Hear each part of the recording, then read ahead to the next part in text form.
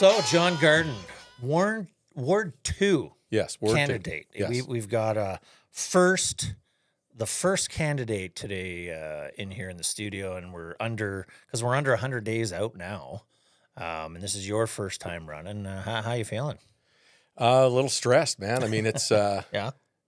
it's a lot of work, and I'm just feeling I'm not really getting a good jump on, getting out door knocking, but I'm just trying to get up to speed as to what the city, how it actually ticks, how it's running, basically where's the money going, how people are feeling, what they're looking for in a counselor, and there's a lot of information. It's just distilling it down and trying to find out what's important to everybody. Yeah. Well, and this is a big pivot for you, and I love these. I like these conversations because I always want to find out why people are running. I've thought about it myself before, and I've talked to people downtown there in City Hall. But I always want to find out the why, what drove you here. But let's go back further and talk about, I mean, we both toil in oil and gas. You've spent the 30 plus, I don't want to date you. How many years? Tell us about your work life experience. Yeah, it started out real basic, and I started working in a yard in Nisku for air drilling services, dispatching equipment. Before that, I'd been a concrete finisher for my dad. Started out real grassroots. When I left Edmonton for my first real job, I had to pack all my clothes into garbage bags. Right. Borrowed money to get for gas in a hotel room. And how old were you? I was 18 when I left the house. I worked for AGT in Northern Alberta. Oh, wow. Climbing telephone poles, and then got my Class 1 license with AGT. Fell off too many poles, got afraid of heights. So I never went to the rigs because what if they made me go work derrick? Go run up the derrick. Yeah, I'm not going to do that. So I ended up... Just so for people to understand, the derrick, and I've had to explain a couple times in here, the derrick is looks like the tower on the drilling rig, and guys got to run up there and sling pipe. They're tied off now. I don't imagine they were tied off. Not at the time. Then. No. So, but with AGT, I got my Class 1. Ended up running a cementer, pumping a high pressure oil field cement, drove a semi truck, moved up to, station manager, field sales, ran downhole tools, worked for a wireline company, and met my wife, and she said, yeah, this is the worst job in the world. You're never home. You need to go back to school. So I graduated in 93 with a degree in engineering from the University of Calgary. Yeah. Started my own consultancy in 1995, drilling complete wells, mainly Western Canada for, probably 15 years on my own in Canada, and then started doing work international. Albania, Ukraine, France, Trinidad. Oh, wow, yeah. Started my own oil company in 2012, acquired an exploration block in Albania. You did, eh? What was that one? What was that venture? I did it for myself, and then I rolled it into a public company called Penine Petroleum Corporation. Okay, yeah, that's what I was getting at. So we rolled in our private production into Penine. Yeah. Rolled in the Albania asset, and then sort of had some issues of my own and vacated that. Then ran a project in San Antonio, Texas. Oh, I like San Antonio. I love San Antonio. Beautiful. Oh, the food's amazing. Great town. Yeah. It's one of my favorite places. Yeah. And then started a wildfire firefighting company, trying to do some stuff in Northern Alberta. Ran a project in Trinidad for 2 years. Yeah. And the last year I was considering this, running for city council, and I just came to the conclusion when my taxes went up, 30% just strictly due to inflation, and then a 4% increase. Yeah. Just across the board. The lack of transparency on this climate emergency we've got going. Broke a rim on my car a year ago, and because of a pothole. And that's like, I've had enough of this crap. We can't take care of the most basic of services. Yeah. And we don't know where the money's going. We're being overtaxed. We've had budget surpluses for the last at least 10 years. We got $1.4 billion in a reserve fund, basically. The fire department's underfunded. The police, in 2020 or 2021, there was a vote to defund the police. They don't call it a defunding. It was more an allocation of funds. Reallocation. Reallocation of funds. Yeah. So I just, in January, I'm like, I think I've kind of been pushed to the limit here. And You had enough. yeah, I'd kind of had enough. And, Yeah. I listened to The Clash, and the guy, Joe Strummer was their lead singer and lead guitarist. And he had a saying that, if not I, then who? Right. Yeah. And so I'm like, okay, if it's not, if I'm not going to do anything about it, then I don't really bitch about it. Yeah. How do you create change, or how do you help push for change? And this is one way, but I love, I think a lot of that, we're going to dive deeper down into, what needs to be fixed and what you stand for. But I love when you were talking about your work life experience, because you were skimming over a lot. I mean, you've been all over the world, but it's really embodies the spirit, I feel, of what an Albertan is. And that's what drove me to love Alberta, is everybody, less so in the last decade, and we'll keep that for another podcast. But it's all about people were taking swings and starting businesses and failing and starting again and putting on a different jersey at a different company and just really going after it. And so it sounds like you were how many startups do you think you were involved in? Quite a few. I mean, Quite a few. It sounds like quite a few. Yeah, I started my first business with my dad when I was 16. Yeah. Wow. My first business was selling corn out of my car. Funny enough, It's actually pretty good. It was a coring company. It was Edmonton okay. Coring and Cutting. So we actually did, concrete coring, concrete cutting. Oh. And then I started my own consultancy. I started my company. My original company was called Dead Eye Land, and that was to acquire. Basically, we were going to build up a farm in northern Saskatchewan because the farmland was cheap. So that morphed into Dead Eye Engineering. So Yeah. I don't know. I've done at least 2 or 3. We call them CPCs, capital pool companies, where you start with people and an idea, and it gets funded, and then you go off and you do some acquisitions and build the business. So I've done 2 or 3 of those. Yeah. I had a friend that I worked with. We've started, a helium company, a potash company, a heavy well. I mean, it's just I'll go back to when I got my iron ring and I was engineering. There was graduating from engineering. There was a fella there getting his iron ring at the same time. And he asked me, it was a client from my previous lives. Yeah. And he says, what is your plan? What are you going to do? And I said, well, I'm going to go to work for a consulting company downtown. And I ultimately want to start my own oil company. And he looked at me and says, what makes you think you can start your own oil company? I thought you were nuts. Yeah. And I just thought and I said to him, I says, what makes you think I can't? Yeah. That's what I want to do. Yeah, this is what I want to do. And ultimately it's hard. Of course. But you know what? I did it. You did it. Well, you have to. That is what I feel is the true spirit of Alberta and Saskatchewan and a lot in the West. And I know I'm not taking away from Ontario because I grew up there. I can really feel it. Yes. Here, always have. And so, yeah, you wanted to do it and no one's stopping me. And you did it. And yeah. No, and it's not an easy road. It's not an easy road. And anything that's worthwhile is it's a lot of work. Right. And ultimately, what happens on the way through is because I was so busy, working work-wise and focusing on, I had to focus on my family too, because we had my daughter when I was in my 4th year of engineering. Had to focus on that too, take care of your kids and your family and make sure that when you get to, my current age, that my wife and I still know each other. So, so you've got to spend time with your family. And I've found that highly important.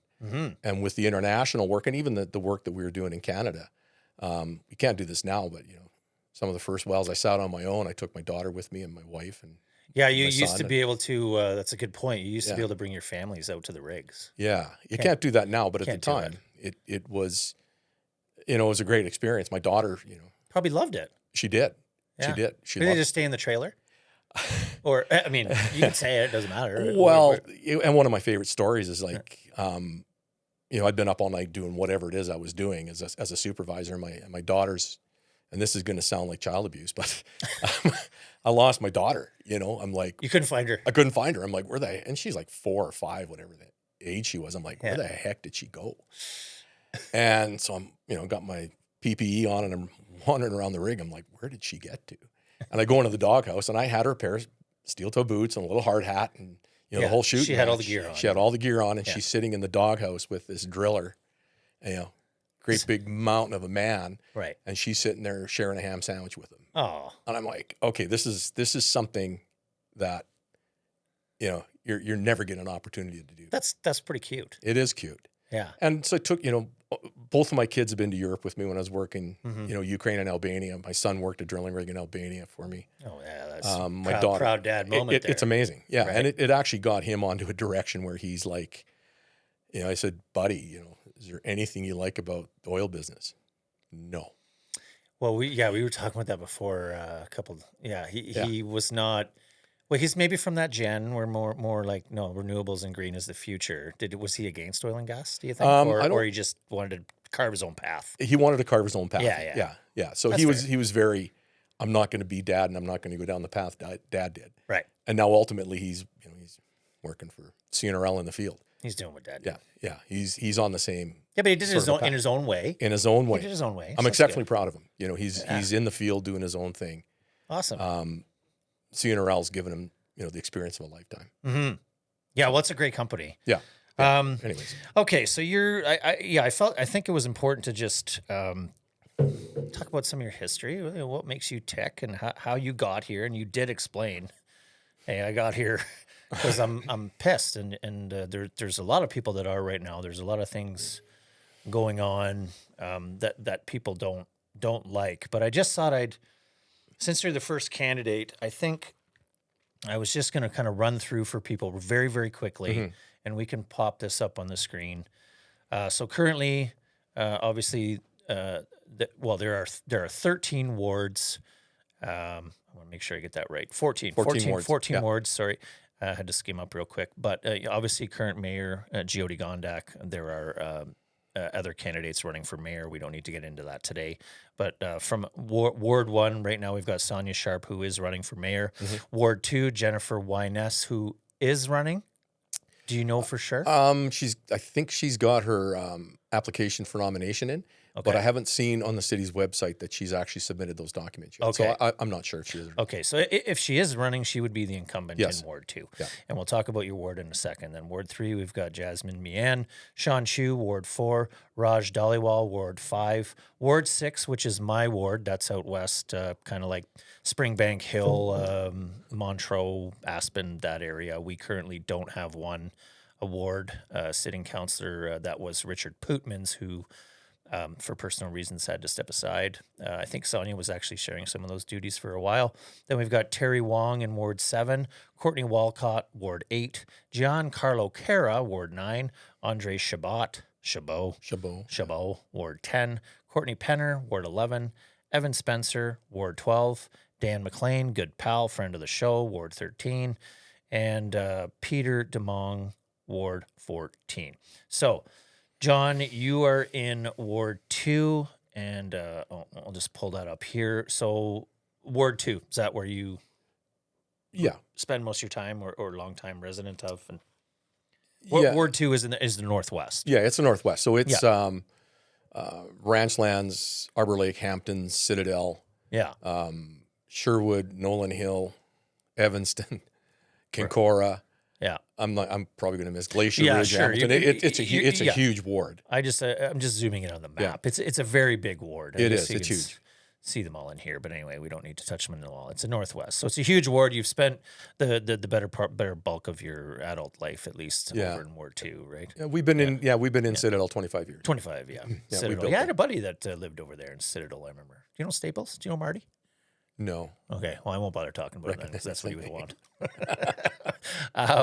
So you're, what would you say, since you've been there 25 years, what would you consider the demographics to be in that area? What working class?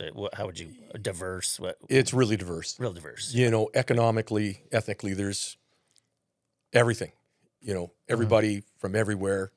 I've ran into, VPs of oil companies, CEOs of oil companies, truck drivers, tow truck drivers. Yeah. It's really a whole lot of people. Right. Yeah, good mix. Good mix. We've had a lot of immigration into the northern communities more so than other areas, and I find that pretty interesting. In that, well, everybody, having worked around the world, everybody's got the same concerns. Yes. Yeah, family, housing, food, Family, housing, costs, affordability. exactly. So Yeah. it's all everybody's got the same concerns. Where's They my do. next paycheck coming from?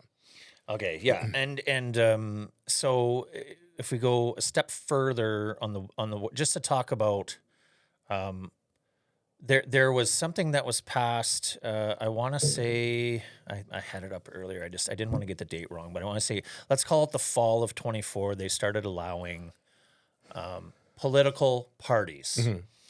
And so some people, some candidates, just for viewers and listeners, some candidates are running as independent. This is a new thing. Let's call it, I think it was October 31. I had it up earlier of 24 that it was passed as law. You can now have a political party, and there are 3 political parties.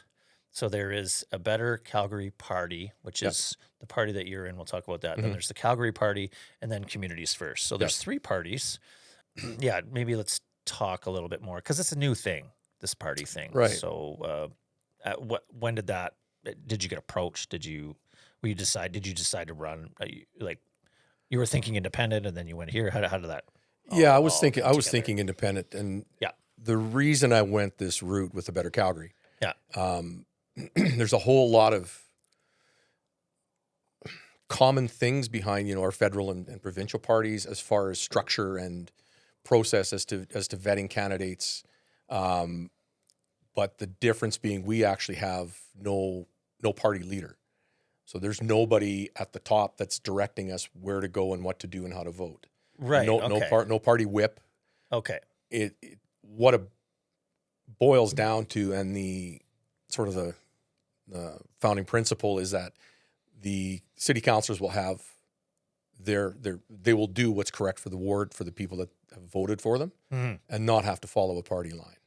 Yes. And we don't have a mayoral candidate. Okay. And I didn't know that. I hadn't dug into that yet. Yeah. So the difference being is that with nobody, at the top speaking for the party, so to speak, we've each got our own independent voice for the 4, and I believe we've got a 5th candidate now running. Okay. At this, as of today. Yeah. We have the umbrella of the party, helping us with various campaigning and protocols and platforms that we tend to follow as a group. Yeah. But again, we're running our own independent campaigns inside our wards to make sure we listen and hear what the people in our ward are saying. It's about your constituents. It is. That's it. It absolutely is. Yeah. And that's what I liked about the party process. The process itself. There's things that to run for city council, there's certain things you need to do. You need to provide a police check and nomination signatures and all these other things. That's common to a Better Calgary as well. Yeah. The vetting process is significantly different. Whereas, as an independent, all I need is 100 signatures and $100, and I can go in and I can. You can run. just go for it. You can just go for it. With the party process, I was actually vetted. So there was 3 competitors to run under the party. Yeah. And there's an interview process, and there is more scrutiny. A lot more scrutiny. Yeah. And, which is a good thing, I guess, for the people to know that. Well, I think it is. Yeah. I think it's important in knowing that there was an actual competition for the position that I'm taking right now in the nomination. And the vetting process was, fairly intense. I had to had the interrogation lights out. It wasn't that felt not like that it, bad, but it's like you sit in front of the party, the people that are running it, and you have to talk about what your position is on various issues, and what your stance is going to be, and plus experience. My fiscal experience, having run public and private companies, is pretty extensive. Well, that's what we need. I mean, we as a taxpayer, I think that's kind of the biggest gripe that obviously you heard it. That's kind of what's driving you here. But, we heard it in our circles, the property taxes, and then is there going to be a wage freeze on what the counselors get, and then we have a surplus, and well, why is our taxing going up? Blanket rezoning. That's a big. I mean, that was a really big one for a lot of people. I mean, that was. Let's talk about that one actually. The blanket rezoning. That is in your platform. You would repeal, or what's your stance on the blanket rezoning? It's a hard one. It's a tough one, and I'd like to see it go. Yes. Especially, particularly in our legacy neighborhoods. Yeah. I talk about this on my social media and everybody that I can possibly talk to. Where can people find you? Let's throw that out there. JohnGarden.ca. Yep. And I'm also on Facebook. I think it's John Garden for Ward 2 City Council or something. Okay. Yeah. And we'll make sure we pop that up. Okay. Well, I'm on LinkedIn. I'm on Instagram and all the usual places. All the goodies. Yeah. That's where I've got you on Instagram. Yeah. I'm trying to rewire my brain to start to look at other sites, but I have I pulled you up right here. Yeah. Perfect. JohnGarden.ca. Yeah. Okay. So the one thing I'm looking at with and I keep going back to this one area in my ward in Arbour Lake. It was a green space. It was a former ATCO high pressure compression site. So the natural gas would come in there and they'd compress it and distribute it. Yeah. They reclaimed the site. And now what they've done with it, it's a big green space. What they've done is they've going to put in basically 4 fourplexes with auxiliary suites in each suite, which is going to be 32 new families into this area. There's only one way to get into it. You come in off of John Laurie, you drive through a neighborhood. Yeah. I counted because I've walked the entire neighborhood. That's how I figured this out. You've got to go through a neighborhood of about 60 houses. You turn right into a cul-de-sac. It's at the end of this cul-de-sac, and there's another 25 or 30 houses on that street. There's only one way in. There's one way in, and so now those streets are going to turn into a throughway, whatever you want to call it. Well, and I think, the study said, and I might be wrong, I'd have to stand corrected, but they're saying there's going to be an additional 230 car trips through that neighborhood on a daily basis. So those residents got to be choked. They're choked. Yeah. They're really choked. They have to be. And, I follow it fairly closely. So I was in 2 weeks ago and had a look at the neighborhood. There's kids playing on the street. They've got gravel trucks and concrete trucks, and no concrete trucks yet, but all this heavy equipment's going to be coming in. It's going to happen. Yeah. And there's literally no parking. There's no place for kids to play. And the residents are absolutely pissed. There's some estate kind of houses that these buildings are going to be high enough. It's going to block their mountain views. It's going to block the sunsets. So it's a huge change to the neighborhood. And what was interesting is that, I go and I try to meet the people in that neighborhood in particular. And I talked to one of the residents, and he said, "Do you think this would actually happen in a neighborhood where there's multi-million-dollar houses?" And there's traffic control comes through to make sure they're not parking on the street during the day. It's their houses. They live there. They were told by one of the city councilors, well, if you can't find a place to park, clean out your garage and park in your garage. And they're like, a lot of them don't have garages. So they've been told to park in the back lane. When this fella said, do you think this would happen in a neighborhood with multi-million-dollar homes? I went up to Springbank Hill. Well, I was going to chat about it. Go for it. So, that's my area. So, and I went up there just to see sort of what this was going to look like. And there's some big, beautiful houses in there. It's beautiful, yeah. Gorgeous area. Well, and nice views. Yeah. Right? They're going to put in a 128-unit condo complex or townhouse complex in there. And, I talked to one of the people, one of the residents, big, beautiful house, and he's like, yeah, it's going to take away my mountain view, but how can I fight against this? He says, there's nothing I can do to fight against this. They already, it's put through. Yeah, I mean, the appeal process. I don't know what they're going to do about it, if they can do anything about it. They've already started doing some work on it.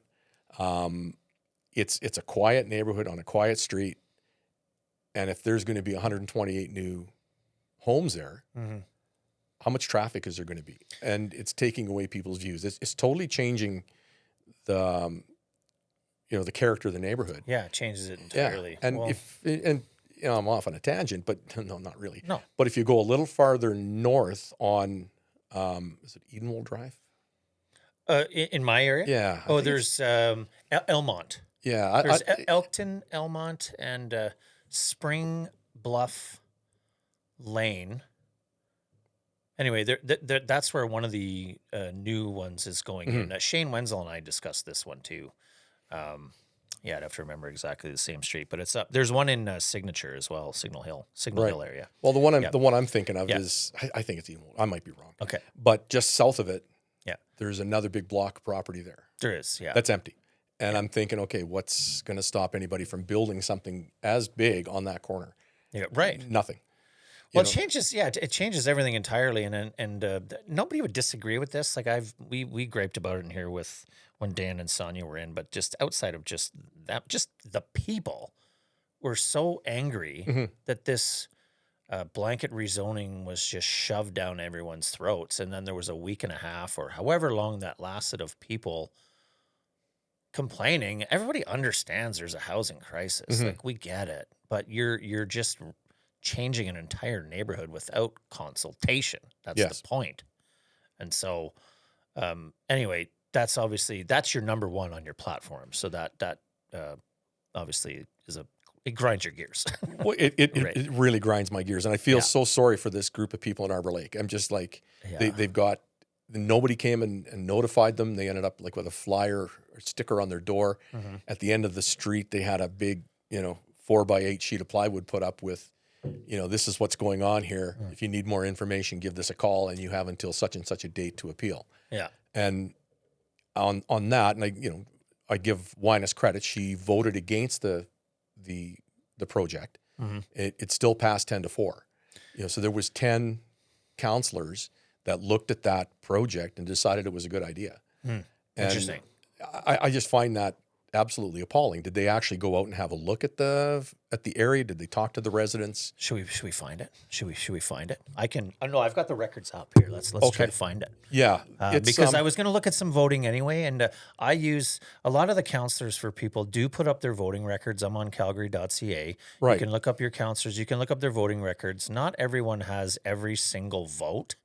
Dan McLean has. Right. Pretty sure he has every single vote here, at least when I look at this, it's just sheer size. He has, so let's go back. It's up to December 24. When would that vote have been? It might have been this spring or last fall. So it may not be up in here yet. Yeah. He may not have it updated yet. It's interesting in that the lady that's really sort of the catalyst for Arbour Lake just texted me and says, are you drawing attention to this anywhere else? Yeah. So I had to text her back and say, yeah, here I am. Here I am, right here, right now. Yeah, this is what I'm doing for you. And you can call up. I've got I don't know, you could find the, I don't know, I have the website, but I got a picture of the actual development. Yeah.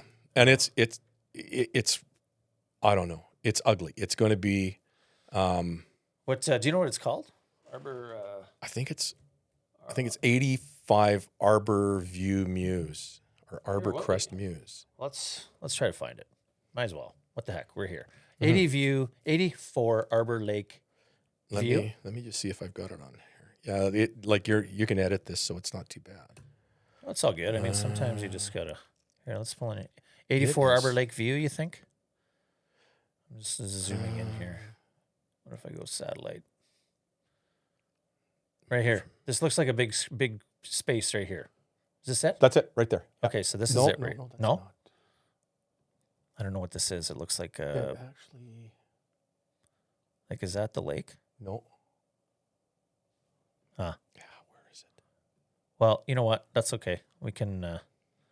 We don't need a. I'm not trying to nail you on exactly like where it is. I've got a picture viewers. of it. Like, this is actual Arbour Lake over here, right here. Yeah. So if you go up to on the left there's a school. Right here. Yeah. Yeah, St. Ambrose. Yeah. So if you follow that road around. Yeah. Over here. And then it's right there, right where your cursor is. Right down now. Just right here. Right in there. Yeah.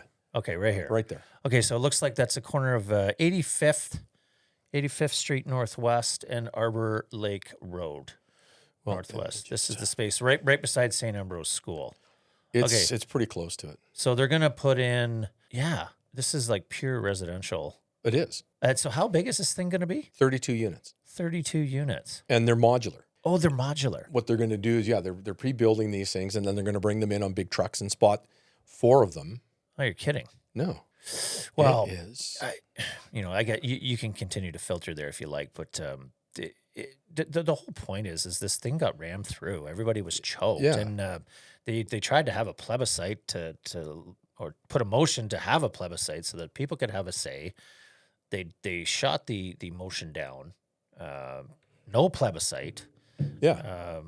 A plebiscite for people is just to have it on the ballot, to have it as a ballot question, and should blanket rezoning be a thing, or however you want to word it, it would have allowed people to vote on if they were for or against rezoning, which they didn't do. Well, and I don't disagree that we need more housing in Calgary. No, there's an issue. There's, we've got all sorts of things going on. Yeah. Yeah. It's Arbour Wood Muse is where this thing is. Oh yeah. Yeah. And if you go to, that's okay. If you Google Arbour Wood Muse and ATCO, a building development will show up with a picture of what it actually looks like. Okay. Well, it's okay. I think we've kind of beat it up pretty good anyways. Yeah. Either way, that falls right into one of the things on your platform. You're also going to focus on infrastructure. Well, right. Yeah, but so I'll stick with just that in a totally different note. Yeah. On a different side. Yeah. I just look at the public safety side of it. There's to try and get a fire truck into this area and into some of these high density housing areas that we're looking at now. Yeah. We're building these buildings, not just, Arbour Lake, but take your pick as to where these developments are going to go. They're going to be, all wood structures with vinyl siding in general. The firefighting capacity is going to have to increase in the city just from the public safety standpoint. Yeah. Because we've got this high density housing. If one of those units starts on fire, a good chunk of the neighborhood can go too. So right. Yeah. Good point. That's part of what I'm looking at. I've talked to the Calgary Fire Association about it, and I believe they're concerned about the public safety side of, getting equipment in and out of some of these areas. Yeah. And trying to fight the fires and plus protect, the existing structures already. Yeah. This is why I just don't believe it's been very thoughtful as to what the design and development looks like. We have got other places we can, new developments where we can start doing this. Mm-hmm. And people are against urban sprawl, saying it's going to, how it's going to affect the environment. Well, Arbour Lake, as a for instance, and also for up in Springbank Hill, we're destroying green spaces to put up high density housing. So what are you trying to actually accomplish here? Yeah, where's the line? How far are we willing to push this thing? So there's all sorts of things, and the infrastructure side of it is going to be a challenge as well. Yeah. Yes. Water, sewer, power. Yeah. Tying in, we touched on that with Shane. Then you're in these older areas. You're tying into old pipelines, old water pipe when you're renovating, tearing down, and then you're tying in new pipes into these old systems. Just bound to be future problems. Yes. Right. Yeah, it's scary, and it's and not to get all conspiratorial. This is an actual thing. I was looking into blanket rezoning. It's not just here, because immigration's obviously a thing here. We're not here to bash on immigration. It's obviously it's out of control everywhere. But blanket rezoning specifically is also they rammed it through in Ontario as well. In Toronto, I saw that, and I think there's probably more. I didn't go that deep, but I saw it and thought, they're having the exact same issue. They just kind of shoved it in, and we're just doing this. It's like a quick fix, but you're not talking to your people. Right. Well, and the city of Calgary did talk about it.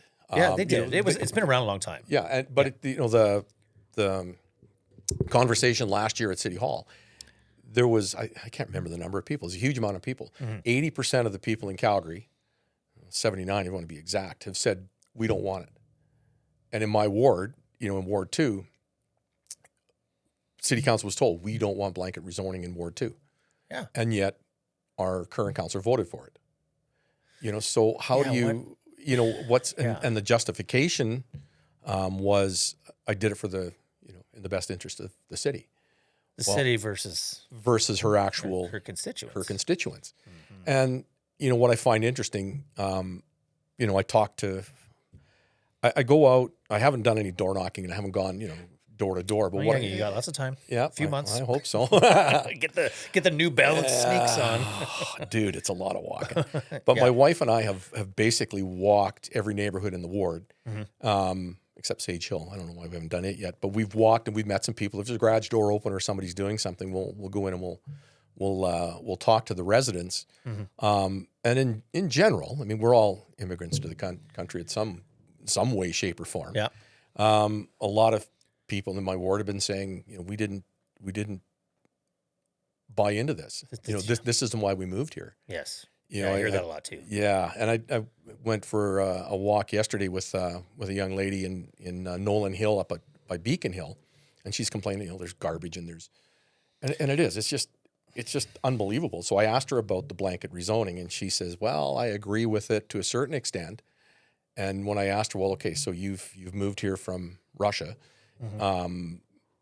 Do you really want a fourplex built beside your house? And she's like, this isn't why I moved to Canada. I came here so I could have my own house with my own yard, my own garden.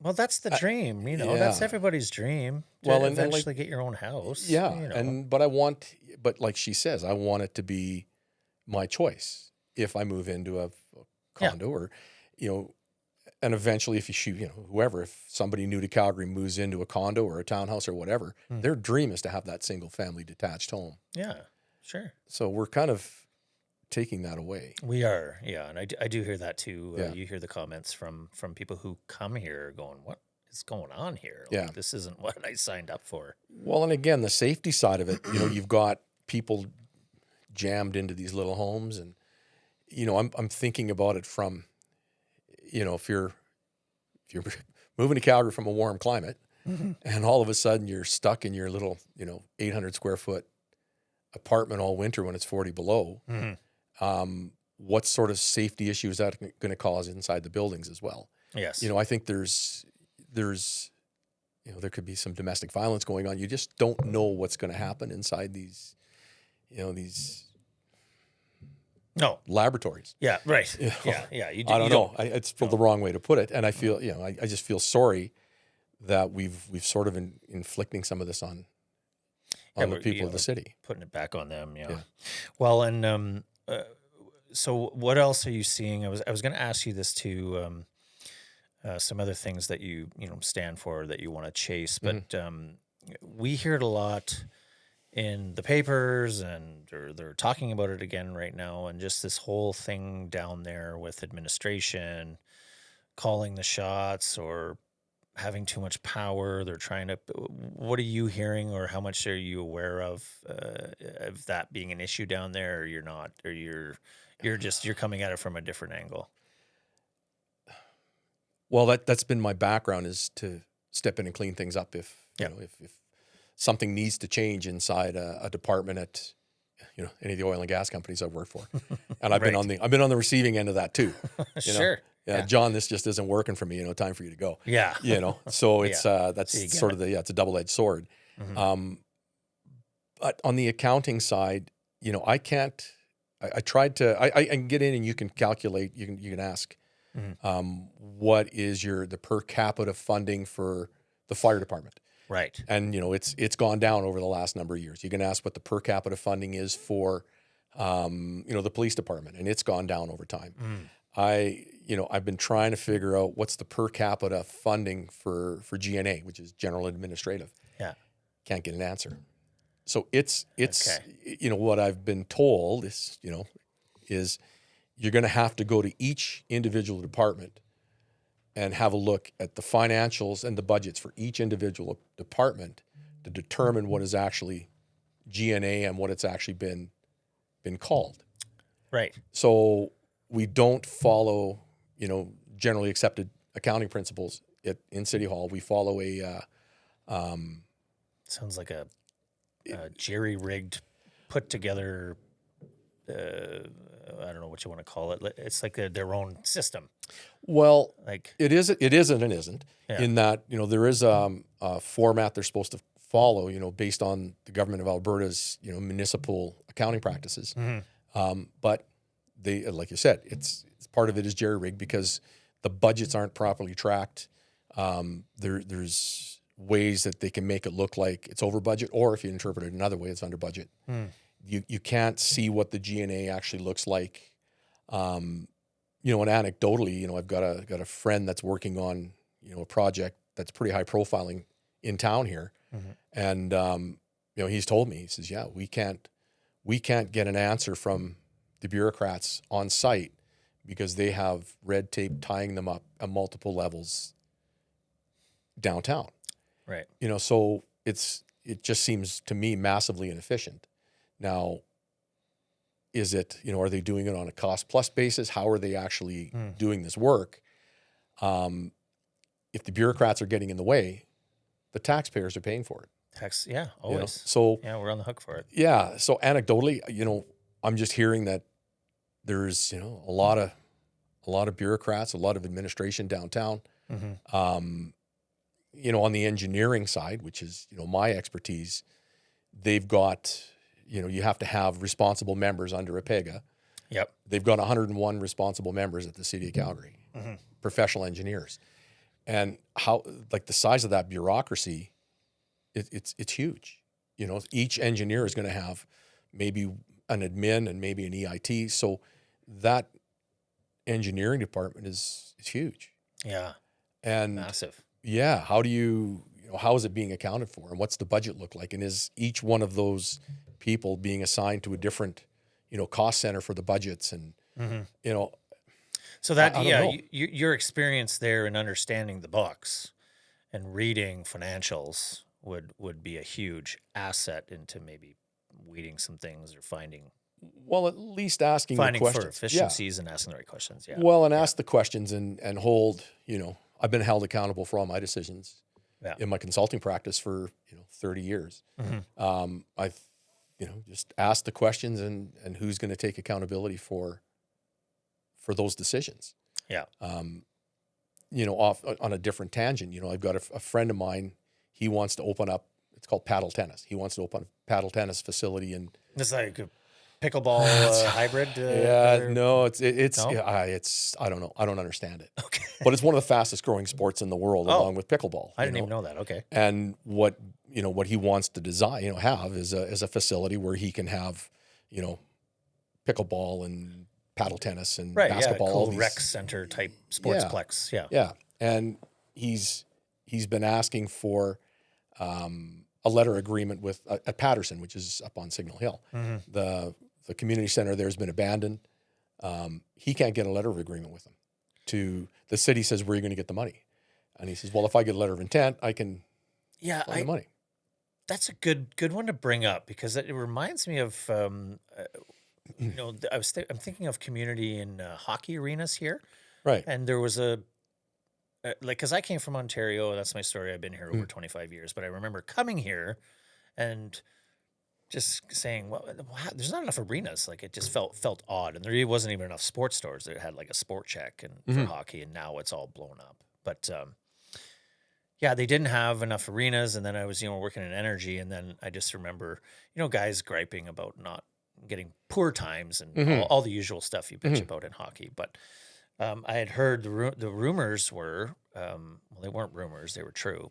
Guys with heavy hitters from energy were just saying, we'll build one. We'll build our own rink and we'll help minor hockey and kids and whoever you want to schedule in. These are going to be our times, and then you can have everything else. And it never got off the ground. They kept getting shot down. Just reminds me of those conversations. They were just like, no. Right. Not willing to listen. Right. I couldn't tell you who was in at the time or anything like that. I just remember those conversations. Well, and they have been asking for that. Like, Shane Holmes, they sponsor, I think it's one of the soccer centers. And I've met with Calgary Minor Soccer and they're trying to get more indoor facilities built as well. I mean, it's one of the fastest growing, if not the fastest growing sport in the city of Calgary. I've heard that. And this is probably going to be the first year in the history of the city and Calgary minor soccer that they're going to actually have to turn kids away Well, it's because just sad. there's no facility. Yeah. And they did some renovations in the Southeast Soccer Center, but it's still there's just not enough capacity. And they've got new centers in the hopper, but it takes them years to get these things kicked off. Yeah. And why is that taking so long?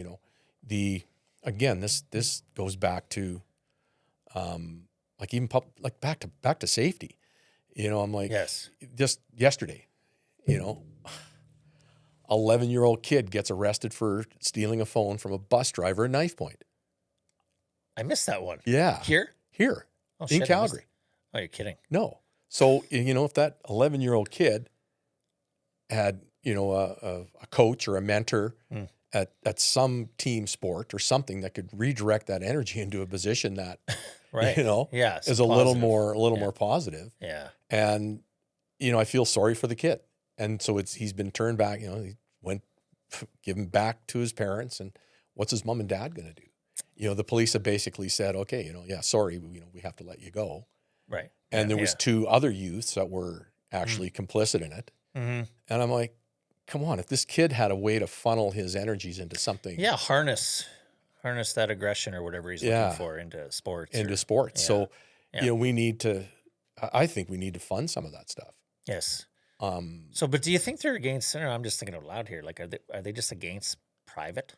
And like, if guys are coming and saying, I will build this. Yeah. I have the capital. Why would you shoot it down? What do you think is behind that? Just bureaucracy, probably. I think it's mainly bureaucracy. Bureaucracy, yeah. With back to Patterson, that center, Bill had an agreement in principle with somebody at the city, and he went in to pick up the letter, and after I think it was 18 months of dealing with her, trying to get this letter of intent with her, and he got it. No, he she never said, got "I'm it. sorry, I don't have the authority to do that." After dealing with her for like 18 months, What a waste. Well, I think it is, and again, like how do you get the city to realize that there's value in these partnerships? I think and it's a bit of a rant or whatever. I just think, I think they figure they know better. Yeah, it sure seems that way. Yeah. It seems like they like to flex or puff their chests, or I know better. And you did touch on it. Otherwise, I probably wouldn't bring it up because I beat it up in here a few times. But you did bring it up earlier. Just the whole climate, this introduction of the climate emergency. It's just like,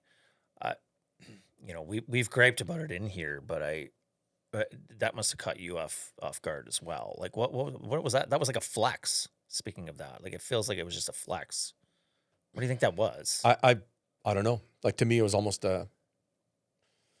I don't like the term, but it was a virtue signal to me. It is a virtual signal. Yeah, the mayor didn't run on that as part of her platform or her campaign. No, she sprung it out day number 1 with council, and I think 12 out of 14 councillors voted for it. Yeah, you know what? Since I got the record here, let's bring it up. Yeah, because no, that's not it. One sec here. We've got the councillors. Let's go back. It's like the first one, right? Yeah, the very first thing that Here, they voted for. So you've got the only ones to vote against the declaration of climate emergency and call to action was Dan McLean and Councillor Chu. Now I know Sonia was in here too, and she stated her case on why she did, because she was new and felt like she had to toe the line, and I'm sure some of the others still doesn't justify it. Obviously, no. You can't. You still voted. That's there. No, she did. Some of these guys flipped after on this climate strategy. Yes. Once they realized what had been done, which was what? Well, it's been nothing, and it's actually been part of. Council had done something about it in 2017. So this isn't just it wasn't just a lately thing. So it really wasn't a surprise. At some point, it was going to raise its ugly head. Yeah. But the surprise was, an emergency, like in the city of Calgary, that means, bring out the fire trucks, bring in the ambulance. Right. So it could have been called something different. But to announce that they're going to spend $87 billion, billion, yeah. Have you dug into that? Like one? Have you tried to dig into it? Or? Yeah, like it's next to impossible. Yeah. You know, I've fallen into the trap of using AI. I got so deep into It's this. inevitable. Well, it is. It's coming. At this point. It's coming. It's just a huge search engine that Right. circles out the crap. Yeah. But it basically told me after asking questions about the climate emergency in Calgary, it said, quit asking these questions. I've given you all I got. It did. Right. Like Hey, we're done. we're done. Like You've leave it alone. exhausted me, yeah. But it's a combination. What they're talking about. It's a combination of private funds, Yeah. taxpayer funds, at 3 levels. So it's going to be, they're looking for, private industry is going to invest all this money in the climate emergency. Mm-hmm. There's no numbers on that. How much do they project they're going to spend? How much. And what's it allocated to? And even inside the city, there is no budgetary and no line item saying, yeah, this is what we're putting money towards. There is nothing in the city's budget or financials that talk about where the funding is going for this climate emergency. That's not transparency. It's not transparency at all. No. And why are we being taxed at, municipal, provincial, federally? Mm-hmm. There's overlapping, and it's, okay, so they bought an electric fire truck. Do you want an electric fire truck? Like, where do you plug it in? Right. I mean, that's a simplistic view of it. They're planning on buying electric city buses when they know they're going to buy them from the same vendor, basically as the one in Edmonton, and they didn't work. And did you say it didn't work like this is the things that I hear from people who own them, but probably in the winter. Yeah. It doesn't work in past minus 20, like it just goes way down the efficiency. Well, the efficiency, but also issues with the roads. Roads. I mean, they're heavy. Yeah. How do you compensate for road damage? Mm-hmm. Those buses are, I don't know how much extra they weigh. Well, we know that whole green side of things, it's all in nobility, right? They just push them because they're doing the right thing. Well, and that's what they think. Well, that's what they think. But and I don't disagree that you need to be smarter with your energy use and smarter with what you're disposing of your plastics and all these other things. I think I think there's value to that. Yeah. But for instance, I went to the Shepherd power facility here a few weeks ago, like the power plant in the southeast. Yeah. There's Alberta Innovates has a sidecar company called Innotech. Yeah. Innotech has they're capturing the exhaust gas off the Shepherd power plant. They're scrubbing it down to 99.9% CO2, and they're supplying it to 5 different, they call them bays, but 5 different small projects to figure out what they're going to do with the CO2. So it's a true carbon capture, and that they're going to take the CO2. There's somebody who's out there, they're going to put it into the concrete. There's a company out there, they made vodka. I'm not going to drink the vodka, but whatever. They're just thinking of ways of dispersing of this stuff. And what they'll do is, so they'll provide the clean gas to them, the clean CO2. These companies can then come out and spend time and effort figuring out what they're going to do with it. So if you've got an idea, come on out there and we'll figure out, how we're going to, what we can do with this. We'll work it together. Yeah. City council, it's inside the city of Calgary. The city council hasn't been out to view it.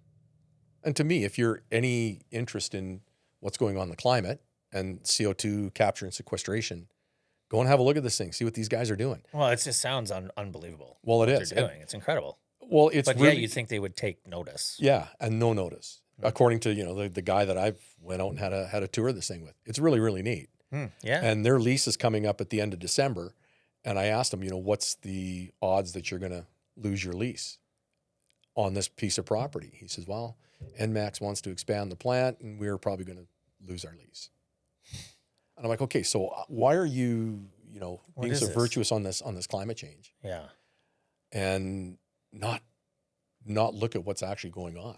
Well, it's like they're finding out the hard way, all around the world, right? This hard push, not to go down that rabbit hole, but I would be the first guy to say this is great. Or if I had an EV, and from what I'm hearing, either from other people who own, I would be all over it. We looked into it ourselves. We looked into the solar panels for the house. We made that decision for us. It didn't work monetarily. We looked at it EV, a combination. I think a hybrid, if we were to ever go there, I think a hybrid would be a good first step. Yeah. Because you've got that fail safe. But again, still not practical. And so they're just do this or the planet will burn approach. I just disagree with wholeheartedly. Well, and to have the mandate coming down from the city of Calgary that we need to do all these things to combat the climate in a small area. Yeah. It's what effect are you actually going to have? Yes. And so the things I want to look at is okay, where's the money going for the climate change? Yeah. And if you look at this morning I looked at the weather map. Okay, Calgary's going to be a hot spot. There's a big red spot. It's always red. Yeah. It's always red over Calgary. Even if it's 25 Yeah. or 20, it's red. Yeah. Are they actually, when they talk about this climate emergency that's going on within the city, are they looking at what's actually going on and fairly looking at the data outside the city of Calgary? Yeah. Where are they actually measuring all these temperatures? And we got a heat sink in downtown Calgary, but every city in the world is like that. Right. Yeah. I know. And so to combat it, you need to start with one person, but to try and spend $2,000 per person per year until 2050, It's a lot of money. In the city.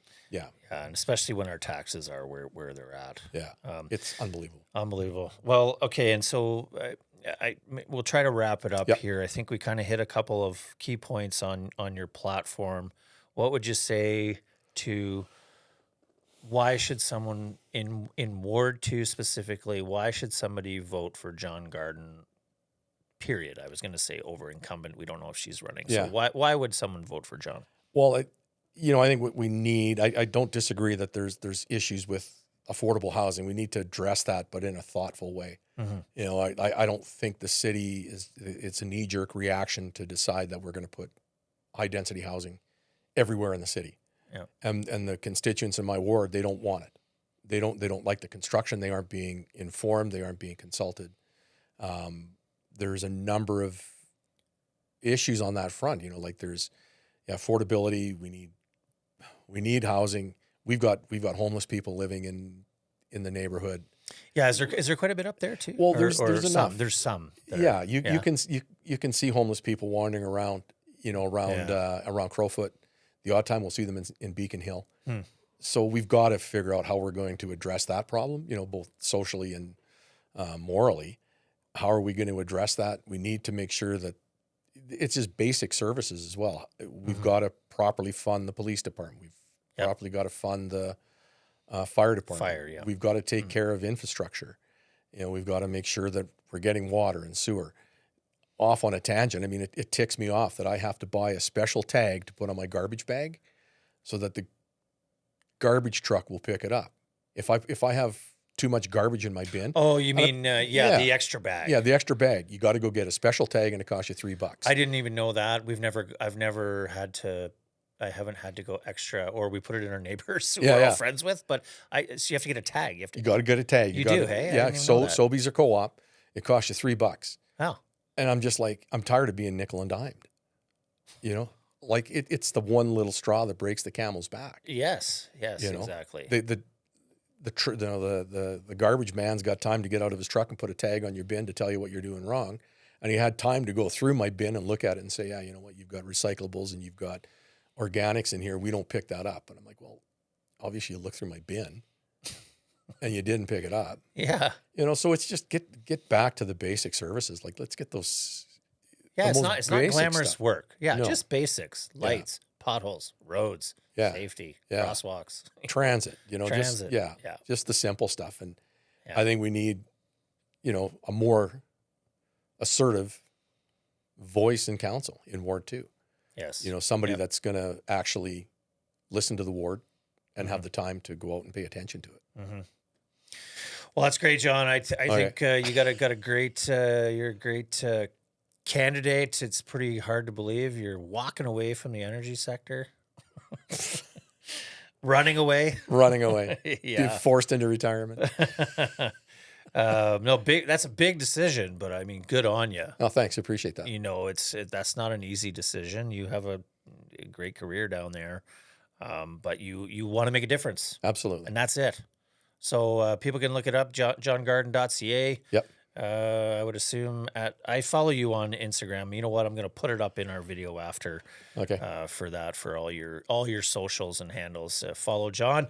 Do your get engaged. Follow your candidates. Find out all about them and vote for who you think's going to have your back. And it was a pleasure chatting with you, John. Greatly appreciate it. Thanks.